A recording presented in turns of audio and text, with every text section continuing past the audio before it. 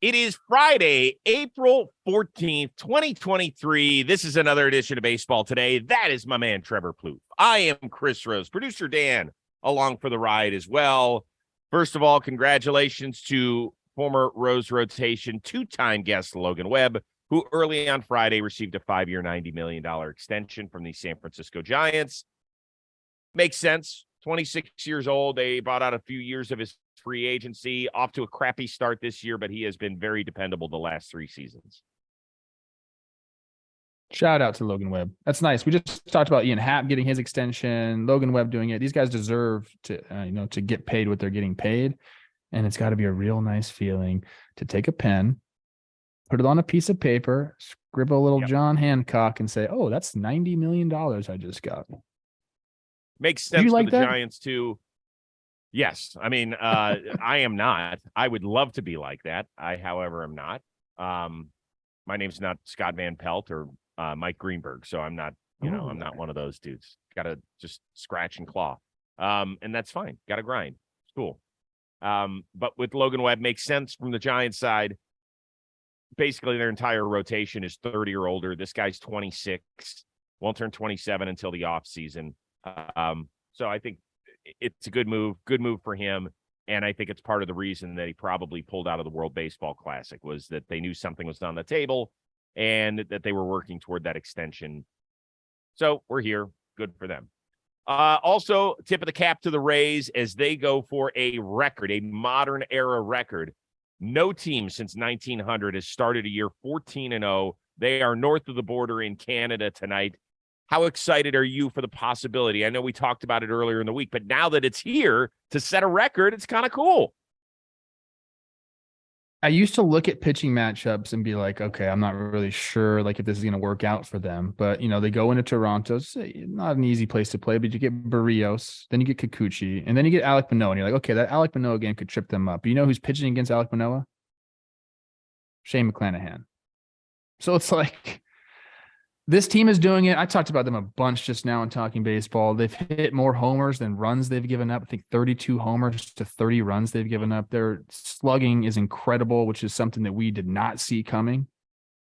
We knew they pitched the ball. We knew they could play defense. We knew they had a few guys that could, jolt the ball every once in a while, but their entire lineup is doing it. So right now it's hard to find a loss on the schedule for them.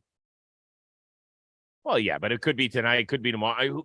I'm just saying that it's fun. I don't want to hear a thing about their schedule. Nobody should say shit. You win 14 in a row at any point during the year, let alone right out of the gate. Damn, that is awesome. I am rooting for them this weekend. I'd love it if we returned on Monday and we're talking about a team that's 17-0. I think that would be insane. Well, 16-0. It would be insane because they would have only played 16 games. So that's what I want to be talking about on Monday. Who knows if it's going to happen, but I'm rooting for you guys. The team that is vacating Toronto, the Detroit Tigers. I am donning their hat because we're talking about Javy Baez. Not a good look. After he kind of loafed out of the gate, he hit one. He thought he hit it out of the park. Instead, it was a double, so he had to hustle to second. Then he lost track of how many outs. He was then benched by A.J. Hinch, who pulled him into the tunnel, said, take a seat. You're done for the day. Baez afterward respected Hinch's decision. He said, he's the manager. I understand where he's coming from, but he also said anybody can make a mistake. At this point, the way we're playing and the way I'm playing, it's obviously going to be worse. If I'm hot and I have 7 homers and I make that same mistake, I would have stayed in the game, but I got no excuses. Your take. I think both of these guys are right. Hinch said after the game that it wasn't just Baez. They've been, having mental lapses on the field, throughout the season. And when you are playing as poorly as the Tigers have played the last couple of years, it gets frustrating. And I think Javy is also right. If they were winning games and he was crushing the ball, it would just be a little mental mistake, no big deal. But when you're losing these games, we talk about it all the time, things become bigger than they probably are. With Javy Baez, I think that Hinch was right to make an example out of him because he's the guy that everyone will look to there. He's the big free agent signing. He's making a ton of money. He's supposed to be the leader there. And sometimes you have to call out the leader to have it reverberate through the rest of the clubhouse. I thought it was interesting that he came out and said that. I agree with him. I don't know if I would have said that in the press because it kind of sets a bad example. Like you're kind of like going, like your manager wants to send a message. You understand that as a veteran player. And to go and say that to the media kind of undermines his message a little bit, I would say. So it's just not a good, it just hasn't worked out. I mean, the contract has not worked out for Detroit. And I don't think Javy probably regrets signing there. I hate saying that because I want the Tigers to be good. But Jake brought this up on Talking Baseball. He seems like a guy that needs to be playing in meaningful games. Like he needs that energy. And I spoke about it too. Like I know how it is to be on a team that's not good. It's very difficult to get motivated, and it ends up becoming a selfish type of play throughout the season. I don't know if Javy's been feeling that already on April 14th, but it's a difficult situation. I think both of them handled it the right way. But I mean, I would lean Hinch here. He's trying to set the example. He's trying to set a culture there. Javy probably shouldn't have said what he said after the game, but at the same time, like it's true. It's true what he said. All right, so Javy Baez came out and he said, I'm not here to make any excuses, right? But then he goes out and he makes excuses. He says the only reason it happened is because I was hitting sixth, and I thought I was the third person up that inning. That's an excuse. It is an excuse. Here's what I don't get. Why does it look like Javier Baez loves baseball so much during the World Baseball Classic and looks so miserable when he's getting paid the $140 million to play for the Tigers? I just told you that it's very difficult. Look, this guy, they already know, Chris. They don't even have the advantage of getting off to a hot start and having that optimism, come from spring training into the season. They already know they're not going to make the playoffs. It's April 14th. We're 2 weeks into the year. They know. Can you answer my question? Are the Tigers going to make the playoffs? Absolutely not. But you What's know what? The percentage? Make it. I understand that. I get that. And a lot of players can do that. And a lot of players, and you pay a guy, you want him to be all in. I'm not saying he's not all in, by the way, but there are some guys that can't fake it, dude, that need to have that. I'm answering your question. Why does he look so happy at the WBC and not with the Tigers? I mean, how can you not see it? The WBC, he's playing for Puerto Rico and he's doing it. It's like it means something. These Tigers games, it's a paycheck for him. This guy came from an organization, when he first came up, they were winning games and like there was a lot of fun games at Wrigley, right? Mm-hmm. That's not happening here in Detroit at all, dude. It's daunting to look at the schedule and say, I got 162 games and shoot, we're going to lose a lot of them. It is not fun. And like I said, like he signed there. It's his responsibility to go make the best of the situation and be the guy that turns this thing around. That's why they brought him in. He hasn't really shown that yet for me. No, of course he hasn't. And really, to be honest with you, this is more on the Tigers. So I'm kind of getting myself worked up. This is more on the Tigers. This is your fault for paying $140 million for a guy that you knew. We all knew this. We all knew this when we watched Javier Baez. Remember he finished runner-up in the MVP one year. So much fun to just watch, energetic, whether he was playing shortstop or second base or whatever it was. It was awesome. You were like, geez, this is the way it should be. And then at the Tigers, we're like, yeah, he could be the center of our rebuild. Who the fuck thought that one? Some people we in our chat where there's somebody talking about how we went off on Ollie Marmol for going on Tyler O'Neill. And then we're kind of making excuses for Hinch saying it was a good job. The difference is the way Hinch went about it, different tone. Yeah. And two, remember, Ollie doubled down on it the next day. I don't think Hinch is going to be out today talking about Javy. I just don't see it happening. Well, totally different situation. He said he was going to be back in the lineup today against the Giants. So that part is already settled. And AJ Hinch came out and he said, listen, I wanted to pull Javy underneath the tunnel, took care of business there. And he said, we had a couple of mistakes. This isn't just on Javy. That is way different than this is not the tone we're setting in St. Louis. This is not how we play the game. Way different. It is way different the way that AJ Hinch handled it and the way Ollie Marmol handled it. Now, we don't even know. There were two other guys. It was Haas and Veerling who had base running gaffes earlier in the series. They did not start Thursday's game. We don't know if that's because they weren't scheduled to because a right-hander was on the mound, or if it was because they got a benching. We just don't know. But we don't know because the manager didn't tell us. So that's their business. I'm done. And by the way, Javy Baez coming into yesterday's game had a negative 24 OPS plus.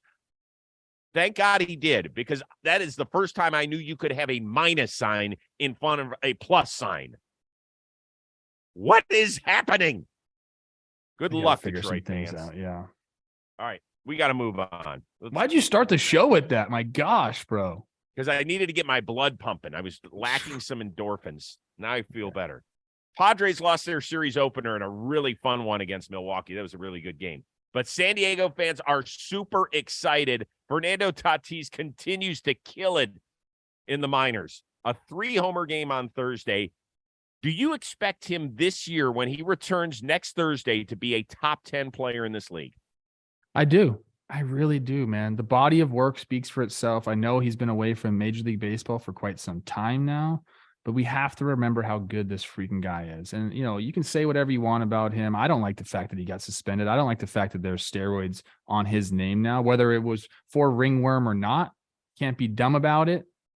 He was dumb about it. But when this guy is on the field, see, Rosie, he is absolutely electric. And I know this is in the minor leagues, and you know, there's going to be better pitching in Major League Baseball. But like I said, go look at the stat page when he's been in the major leagues. It's been incredible. He's going to make a lot of people forget about the suspension because of the way he plays the game on the field. He is lightning in a bottle, bro. Like, the Padres are a good team without him. They have a lot of superstars there and a lot of talent. When he comes back on the field, it's going to be an absolute game changer, more than we even think. Like, we've said that, yeah, obviously he's going to come back and that's another great bat in the lineup. No, it's more than that, dude. He's electric. He's big moment. He's a big moment guy. You talked about the Padres and, like, you know, Juan Soto saying they should fear us in LA. I still don't believe the Dodgers care about anything except what they're doing themselves. But if you're looking and you're like, damn, you're seeing these videos and Tatis, you're remembering what kind of player he is, I could see them being like, damn, this is a lot of really heavyweight type talent down there in San Diego. Tatis is a freaking animal, dude. He's going to be a top 10er.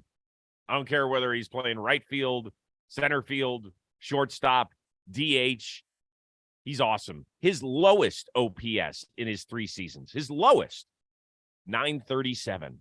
Insane. I mean, 99% of baseball players don't have their best season at 937. His worst is 937. He is going to be amazing.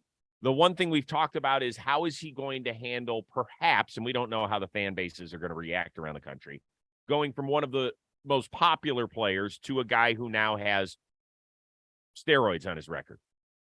Well, we'll see. We'll see how that affects him. I don't know. We'll talk more about that next week. But just talent-wise, I ain't betting against him.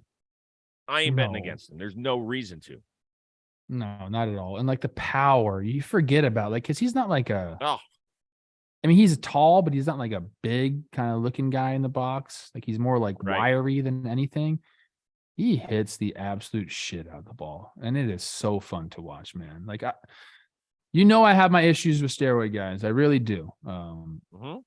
I played the game clean, and I think that everyone should do that. Like, we want a fair game, and it makes me upset when this happens, but his talent is undeniable. It really is.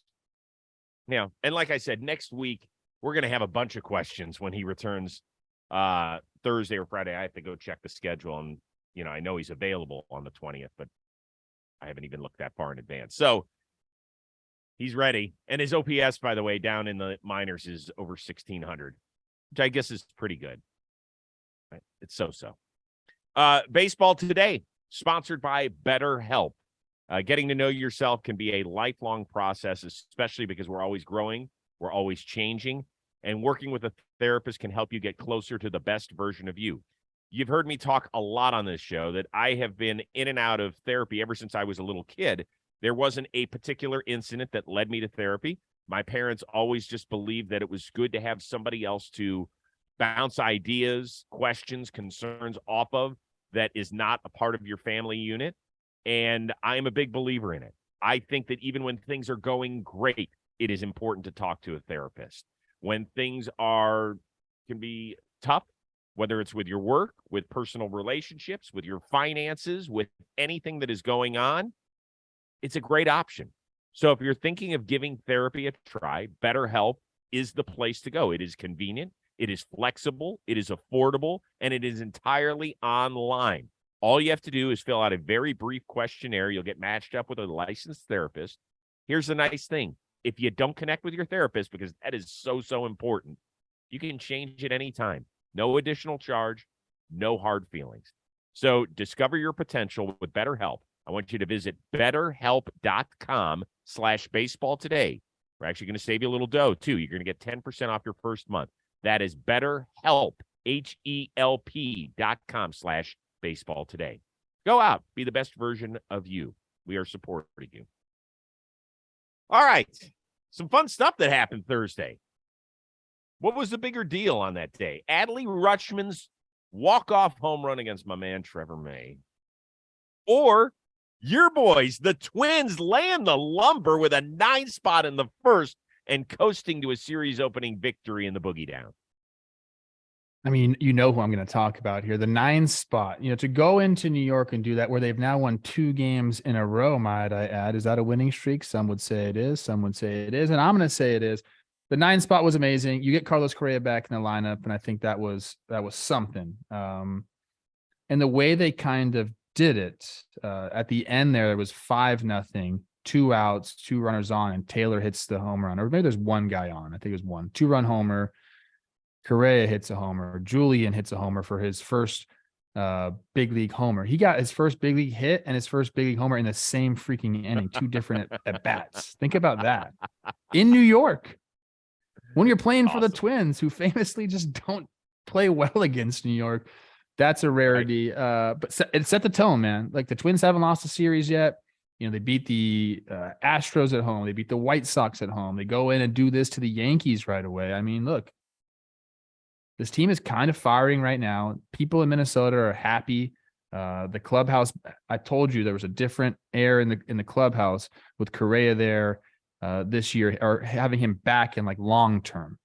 There's something different about that, man. It looks like him and Buck are like going back and forth and feeding off each other. It was impressive to see it. I had Joe's McFly texting me. I had Jake. He owes me a house now. We bet the house on the game. He owes me a house. How about that? Good. So it was a big deal. It really is. I mean, Minnesota, if you're a Twins fan, you understand just how bad it's been against the Yankees. So to go in there and beat the crap out of them, that was a lot of fun. The last time the Twins went into the Yankee Stadium and put up 10+ runs, 2013, I was batting 5th in the lineup, and Cleet Thomas is playing left field for us. It's been a while, people. Cleet Thomas. Didn't think we'd hear that name. I didn't have that on the bingo. You got the Tigers hat on. That's a good call. Yeah, that's a nice win. Only their 4th one in the last 17 games against the Yankees. Good job by the Twins. It's one of the many reasons I actually picked them to win the division. They scare me. At some point, they're going to need a 6th, 7th, 8th starter in the rotation, because those guys won't make it through the year healthy just based on track record. When that happens, I'll be curious to see. That's the only downfall, though, I see with this team. They really have a lot of strengths. They got people at AAA. Hey. Well, we'll see. Okay. AAA and the bigs are 2 totally different things. I don't know if you're familiar with that, but they're two different things. We've heard of a 4A player before. Adley Rutschman, I was shocked to hear that was his first career walk-off homer at any level. And it came against my guy, Trevor May. I just got home yesterday from the dentist, which, by the way, at some point, you have to – are there any dentists that follow us here? Why do you spend all this time with a metal hook scraping the shit out of my teeth? Just stop. I brush my teeth. I floss. Just stop. They're doing their job, man. Man, fucking hurts. Can we teach people how to do it with a little more care and gentleness? All right, anyway. Rutschman, first career walk-off at any level. He has just been unbelievable. He has been unreal. There's only 2 games he hasn't gotten a hit yet this year. He's special. He is fantastic. And he's a leader. We talked about it the other day. The Orioles would be smart to give him a 9-figure deal right now. I know that their ownership or lack of leadership in the ownership box probably won't get it done. But man, oh man, they're awesome. So as good a day as Adley Rutschman and the Minnesota Twins had on Thursday, that's as bad a day as Plouffe has had Friday with his internet. What the hell happened here? I have dedicated internet out to my studio and it's plugged in and something happened. I don't know if there's like a scheduled maintenance on it, but it is out. So now I'm inside. I'm running on Wi-Fi. Olivia's cooking eggs over here. So you might hear some pots and pans clanging, but Nice. we're going to get this show done, dude. We always do. Yeah. I am enamored by the artwork behind you. If you paid anything more than $16 for it, though, I'm going to come over and punch you in the nose. Add about 3 zeros to that. Let's continue on. We're now 2 weeks into the season, 2+. Which team needs a little pep talk heading into the weekend from you? Well, I think some pep talks is kind of what's going on with them. There's a little bit of clubhouse weird stuff going on with those St. Louis Cardinals. The record isn't there. Their starting pitching hasn't been there. Jordan Montgomery's been good. Flaherty's had like his results. His ERA looks good. He's had some issues with control. His last start was really good. But the other 3 guys in that rotation just haven't really had a good start to the year. Jordan Hicks has had some problems there in the bullpen. And offensively, they've been okay. Like we know what Jordan Walker's done, and Goldie and Arenado are doing just fine. But we need to have that lineup, who we said probably better than the Braves 1 through 9. They haven't really showed up. They made us kind of look foolish. So I believe in this team long term, especially over 162 games. I think they're going to be okay. I think they're going to have to make some moves at the deadline, whether that's acquiring another starter, whether that's getting rid of that outfield logjam and clearing up this Tyler O'Neill issue. Like things are going to have to change there. So I'll go with them. I think they're too good of a team to be, what are they, 4-9 or something like that? Or I don't have the record in front of me because I'm inside. Yeah, they're too good of a team to start out like that. Yeah. Also, no Wainwright, which has certainly hurt them a little bit. I had a feeling that you were going to take them, so I went a slightly different direction. Okay. All we heard from the Chicago White Sox was, man, we're not going to badmouth Tony La Russa, but things are way better around here. So now they're 5-8 again, and now Tim Anderson's on the shelf for maybe upwards of a month, and Eloy's banged up again, and Dylan Cease is pitching great, but the rest of the guys need to get it going. Lance Lynn is not off to a good start. Giolito, not great in his first start. I think he had a really good start in his last one, even though he lost. But they obviously don't have Liam Hendricks, who, thank God, is doing well from his cancer recovery. And that's really all that matters. But this team is fractured again. And I said it at the beginning of the year. I wondered if this was kind of the last hurrah for this group of people. And I wondered how much they were going to be missing a guy like Jose Abreu and his leadership in a clubhouse and his everyday productivity on top of it. Like, here's what I would say. White Sox, show me something. Like, go ahead. Be the dudes that you are. Because they look talented, and then I look at their record, and it's shitty.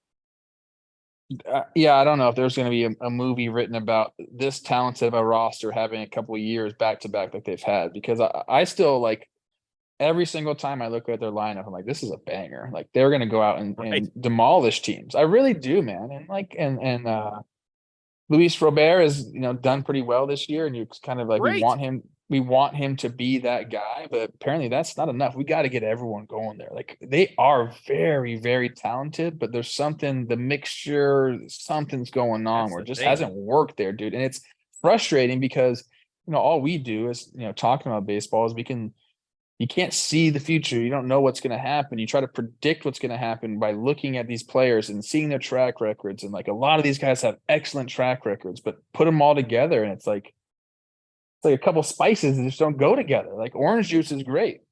Toothpaste is great. You mix them together, not so hot, right? Kind of what we got going on with the White Sox there. And how about that? What I just came up with on the top of my head. Orange flavored toothpaste is great. Okay. See, that's all you need to tell the White Sox. Orange flavored toothpaste. I'll Be just walk orange in the flavored clubhouse. toothpaste. Guys, I've found the answer.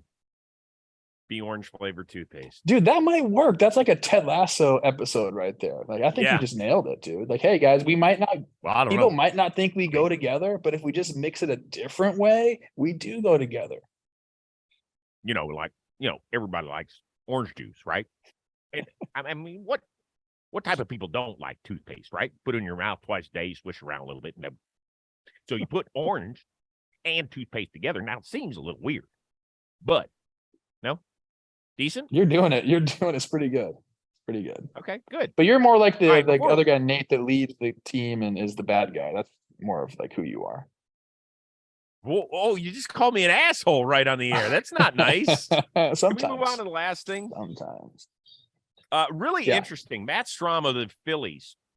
He went on Baseball Isn't Boring podcast, and they talked a little bit about beer sales. So I want you to listen to his response here. The reason we stopped it in the seventh before was to give our fans time to sober up and drive home safe, correct? Correct, yes.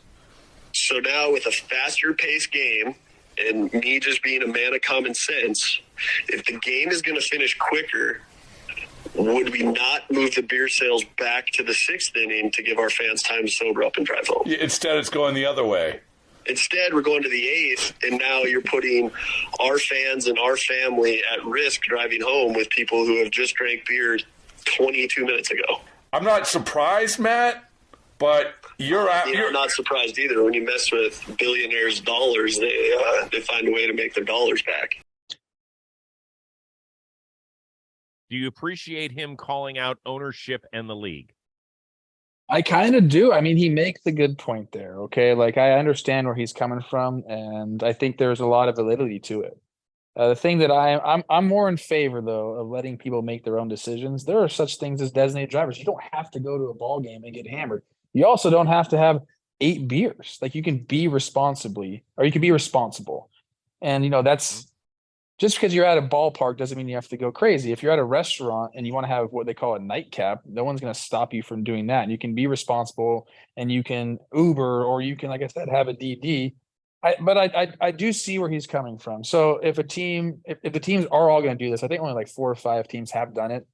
I'm assuming all 30 will do it by the end of the year because, like he said, you don't mess with these billionaires' money, and they want those concessions. They want beer sales. I think to counteract that, then they need to have a better system allowing, those ride shares apps around the stadium, or they need to have better public transportation to and from the stadium. Like, you got to do something. You can't just, continue beer sales all throughout the game and then not do something to help people get home. So I think he is making sense. I don't want to take that right away from people to like be responsible with their alcohol, because that's just like, that's not the country I want to live in. But I do think the club should do more to get people home safely, whether that is making their rideshare sections better and easier to access, or, finding a way to get public transportation into the stadiums. So I'm kind of like, I think he's right, but I think people should be able to make their own decisions. I applaud him for calling it what it is, right? I mean, every team all 30 teams are going to end up extending it to the 8th inning, and it's all just a money grab. We know that. Yes. But to think that because it was the 7th inning prior to this year that ownership cared about its fan bases is preposterous. It's just not true. What they care about is the money you bring into the stadium. They don't care about anything else. They don't care about you. That's not fair. That's not fair, C-Rose. I don't think all owners only care about the money. They care about their fan base. Come on, man. Because without a fan base, there ain't no money, bro. But they don't care about that. What they care about is the business side. There's a difference between caring how we can streamline the most amount of money into our pockets and making it appear as though we care about our fan base. Okay. That's what we want. We want the perception that we care, that all our decisions, you know what they'll come out and say? The game has been shortened, so we want to make sure that you are enjoying the day enough. That's bullshit. They want to sell another $17 beer. that's the lie on top of what the point is. The actual point is, I am with you. You have to take responsibility. I've never understood people who want to get sloppy drunk at a sporting event. I've never understood it. I think it's totally ridiculous. I think you look like a complete moron. You want to go out and have a beer or two at a game? Totally in. Go and enjoy it. But if you don't have the ability to take responsibility, it has never been easier to get yourself from A to B without getting behind a wheel. Never before in the history of transportation. So that is on you at the end of the day. That is on you. Yeah, I mean, like I said, there's so many different options. I mean, if I have a DD and I go to the game and I want to have a beer in the 8th inning, I'm stoked about it. I'll have a beer in the 8th inning. I have someone to drive me home. Clearly, we don't want people getting hammered and driving home. That is not what anybody wants. So let's be responsible. And like you said, it is easier than ever to get somewhere without driving. Like it's on your phone. How many people continue on with their night of partying after they go to a game? Then they'll go to a bar across the street and yeah, I mean, so I understand what Matt Strahm was saying, and I appreciate his concern. I really do. I'm not taking this lightly at all. I just think that this is not the end-all, be-all of the discussion. I think there's so many other components to it. You know, what ownership is pushing on people, personal responsibility, all of that sort of stuff. And it's an important discussion to have because at the end of the day, I want to see you back at the ballpark because I want you to be here on this planet. You know, That's what I care about at the end of the day. I wish an owner would come out and say something about it, but of course, not one of them will come out and say something. If they're smart, they would show up and say, hey, listen, there's been a lot of talk about this stuff. Honestly, here's what I am concerned about. I want to make sure, but they're not normal people. They're billionaires. If someone came out and said that, like, hey guys, we're extending it to the 8th inning, but let's talk about it. Let's be the most responsible fan base in the league. Like we care about you. Like that would go crazy. That would be awesome. You're totally right. And how about this? If you buy a beer at the stadium, you can get $5 off of your Uber or your Lyft, courtesy of us. That would show me something. That would show me something. So that's that. All right, listen, everybody have a wonderful weekend. I know this was kind of a nutty show. We had to do it in 2 different places, all sorts of stuff, but Plouffe fought through. I love it. Tell Olivia that I love my eggs scrambled. I'll have a little sea salt on it. And if there's any turkey bacon, throw that in the air fryer. I'll take a piece or two. We don't mess with that here. All right, brother. Can't wait to see you in person next week, too. That'll be fun. Yes. Okay. I'm excited, too. For our one-of-a-kind producer, Dan Rourke, and the traveling man, Trevor Plouffe, whether he's in his guest house or sitting near an overpriced painting near you, I am Chris Rose. We will see you Monday on Baseball Today.